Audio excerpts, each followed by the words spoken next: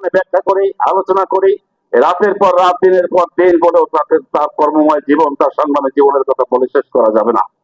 স্বাধীনতা আন্দোলন থেকে শুরু করে তার যে দেশের প্রতি যে মমত্ববোধ এবং ত্যাগ শুরু হয়েছে।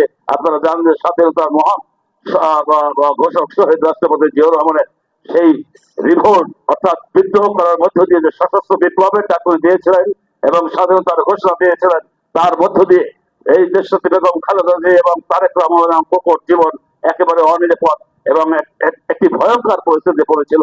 সেই সময় পাকিস্তানি বাহিনীর হাতে তারা বন্দী অবস্থায় ছিল।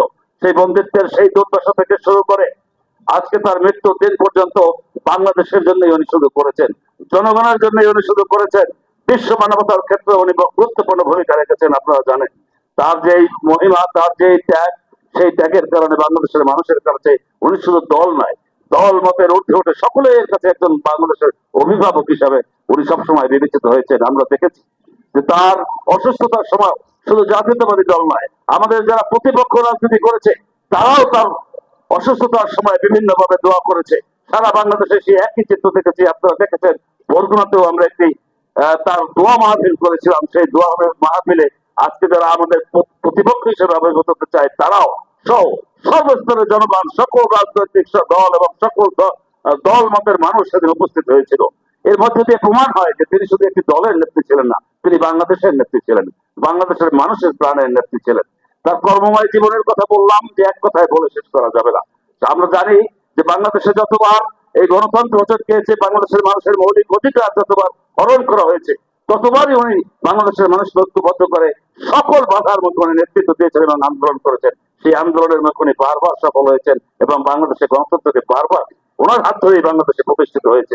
আপনারা জানেন যে এরশাদ বিরোধী আন্দোলনের সময় এই স্বৈরাচার এরশাদ যখন রাষ্ট্র ক্ষমতাকে দখল করে, সেই মার্শাল্লাহ দিয়ে দখল করার পরেও উনি সর্বপ্রথম রাজপথে নেমে বলেছিল এই অবৈধ সরকারের অধীনে কেউ আমরা নির্বাচনে যাব না, এই অবৈধ সরকার এই এরশাদকে আমরা মানি না। আপনাদের মনে আছে না? এবং সেই কারণে বাংলাদেশে একটি দুর্বার গণ আন্দোলন হয়েছে। তৎকালীন সময় 15 দলীয় জোট, 7 দলীয় জোটের নেতৃত্ব দিয়েছিলেন দেশনেত্রী বেগম খালেদা জিয়া, 8 দলের নেতৃত্ব দিয়েছেন বাম সহ অন্যান্য দলের নেতৃত্ব দিয়েছেন আজকে বাংলাদেশ থেকে বিতাড়িত হচ্ছে ফ্যাসিস্ট সরকার হাসিনা, আর 5 দলের নেতৃত্ব দিয়েছেন আজকে রাশেদ খান, মেনন, ইনু সহ সেই সব বামপন্থী দলের নেতা। তারা সেই 3 দলের একটি সমান্তরাল একটা যুগপৎ আন্দোলন হয়েছিল। সেই আন্দোলনে আমরা ঘোষণা করেছিলাম, দেশনেত্রী বেগম খালেদা জিয়া সহ বিরোধী সকল রাজনৈতিক দল ঘোষণা করেছিল যে অবৈধ এরশাদের বিরুদ্ধে আমরা ঐক্যবদ্ধ আন্দোলন করবো বাংলাদেশের মানুষের জন্য, এবং এই অবৈধ এরশাদের অধীনে আমরা কোনো নির্বাচনে যাব না।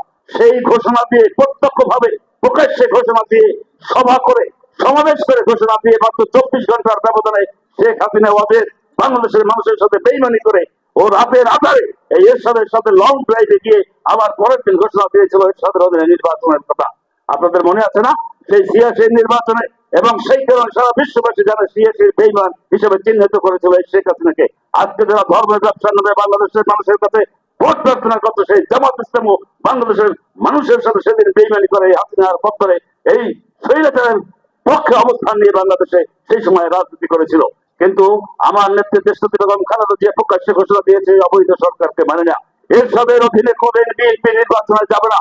তার দৃঢ় মনোবল এবং হিমালয়ের মতো উঁচু ভাবে দাঁড়িয়ে থেকে যে দৃঢ়তা উনি দেখিয়েছেন এবং আপোষের নেতৃত্ব উনি দেখিয়েছেন সেই মার্শাল্লার বিরুদ্ধে, সেই রাষ্ট্রীয় বাহিনীর বিরুদ্ধে এবং রাষ্ট্রের বিরুদ্ধে, অবৈধ রাষ্ট্রের বিরুদ্ধে, সেদিন কিন্তু ওনার অনিয়মিত এবং ইস্পাত কঠিন ঐক্যের কারণে বাংলাদেশ ঐক্যবদ্ধ হয়েছিল এবং 90-এর 6 ডিসেম্বর এই স্বৈরাচারের সাথে পতন হয়েছিল। আপনাদের মনে আছে না?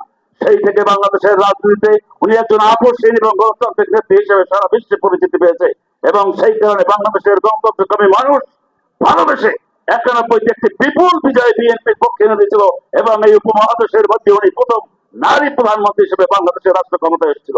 আপনাদের মনে আছে সেই 91-তে আসার পরে উনি কৃষক, শ্রমিক, জনতা, ছাত্র থেকে শুরু করে বাংলাদেশের সকল মানুষের উন্নয়নে যুগান্তকারী যে পদক্ষেপ নিয়েছিল, সেই পদক্ষেপগুলো আজও মানুষ সবসময় বিবেচিত করছে। কৃষি ঋণ মওকুফ করেছিল না? 5,000 টাকা কৃষি ঋণ মওকুফ করেছিল। কৃষি এবং স্বল্প মাত্র মূল্যে সুদে ঋণ দিয়েছিল, এবং আপনাদের মনে আছে অবৈতনিক ছাত্রছাত্রীদের বেতন সম্পূর্ণ বন্ধ করে তাদের অবৈতনিক পড়াশোনার ব্যবস্থা তিনি করেছিলেন। নারী শিক্ষায় সেই সময় যে যুগান্তকারী পদক্ষেপ নিয়েছিলেন, ছেলেদের, শ্রমিকদের এবং শ্রমিকদের কর্মঘণ্টা উনি নিরূপণ করেছিলেন।